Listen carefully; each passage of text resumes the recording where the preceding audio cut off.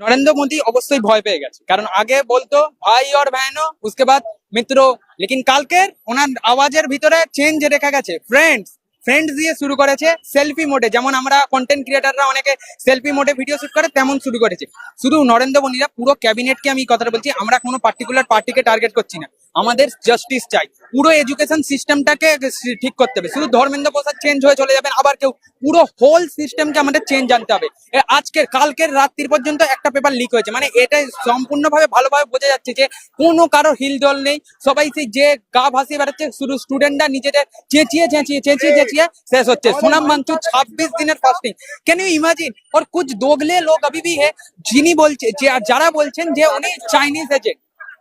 এইটা বলেন মানে আপনি দেশদ্রোহী, সোজা কথা। কারণ আজকের দিনে আপনার মা বাবা আপনার জন্য একদিনের ফাস্টিং করবে না, আপনি ছেলে মেয়ে হয়ে আপনার বাবা মার জন্য একদিনের ফাস্টিং করবে না, কিন্তু সোনাম বাঞ্চু এমন একজন মানুষ যিনি লাদাখের মতো ভালো জায়গা, অত বড় সায়েন্টিস্টের ওই পথ ছেড়ে এসে কেন করছে ফাস্টিং? তিনি কেন দরকার এখানে? এই মারা হুয়া দেশ কে উপর উনকা কোই জরুরত নেই।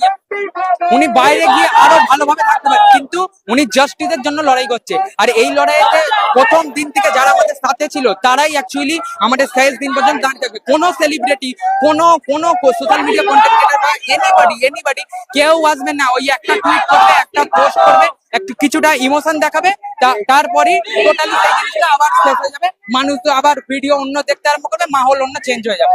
এই জিনিসটাকে বললে যাবে না। 20 তারিখের ইনসিডেন্ট, 18 তারিখে সোনাম বাঞ্চুকে যেভাবে নিয়ে যন্তর মন্তর থেকে পিছন দিক দিয়ে ঢুকে অভিজিৎ দীপকে মুখ আটকে ওনাকে আটকে রাখা হয়ে ব্যারিকেড দিয়ে পুলিশরা যে কনস্পিরেসি করে নিয়ে গেছে, এর বিরুদ্ধে আমাদের কথা বলতে হবে। আমি কোনো পার্টিকে টার্গেট করছি না, আমি জাস্টিসের কথা বলছি। আমার কথা ছাড়ুন, আমি জাস্টিসের কথা বলছি।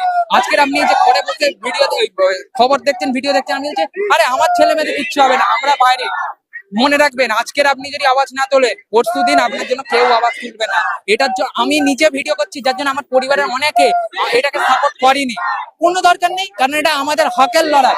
যেদিন আপনার পরিবারের লোকেরা বুঝবে, সেদিন দেখবেন আপনার পাশে এসে দাঁড়াবেন, কিন্তু আজকে শুরুটা আপনাকেই করতে হবে। হ্যাঁ, আমি আপনার সঙ্গে কথা বলছি, আপনাকেই করতে হবে। যারা বিজেপির সমর্থক তারা বলছে যে জেনজিরা, ককরোচরা যারা এই আন্দোলন করছে তারা অ্যান্টি ন্যাশনালিস্ট। আপনি অ্যান্টি ন্যাশনাল হবে, আপনি যদি সরকারের থেকে প্রশ্ন করেন আপনি অ্যান্টি ন্যাশনাল। আপনি যদি সরকারের বিরুদ্ধে কথা বলেন আপনি চাইনিজ এজেন্ট, পাকিস্তানি, মুসলমান, জিহাদি, সবকিছু। মানে আপনি সরকারের বিরুদ্ধে কিছু দেখালে আপনি পুরো অ্যান্টি ন্যাশনাল কি টেররিজম হয়ে যাবে। আর টেররিস্টদের মতনই তো মারা হয়েছে দিল্লিতে, যে মার সিন দেখেছে ওটা কার মতন মেরেছে? স্টুডেন্ট, বাচ্চাদের, স্কুলের শিক্ষকরা হাতে কাজ করে, মানে একটু ভয় হচ্ছে কিভাবে মারা হয়েছে, কিভাবে এখানে কোনো কিছু এইসব টোটালি ফালতু কথা।